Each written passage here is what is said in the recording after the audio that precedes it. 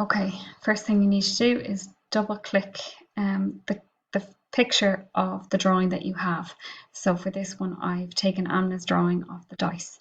When you double click on it, I want you to click on picture format up here at the top, and then I want you to say remove background. When you say remove background, all this pink will turn up, and you can see anywhere that's pink is the bits that they're going to remove. If I can see here that this edge and this edge are also pink. So if I say just click keep changes, you'll see that all of that has been removed. But that's too much. I don't want to remove all that. If I double click again and go back up to remove background, I say mark areas to keep. I can take my pen, and if you don't have it, you can just use your mouse. And I'm just colouring in the areas in green.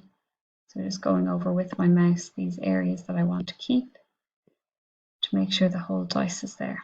When I'm pretty happy with that, I can say keep changes, check it, and say, yep, I'm pretty happy with that. And now I can use that. I can take that on top of my background here. And I just made it smaller. Copy and paste it.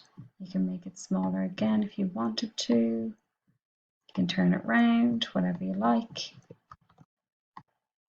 And you can keep repeating it if you want to. So you don't have to cut out your own drawing at home. You can use this to just take a photograph of your drawing and edit the background that way.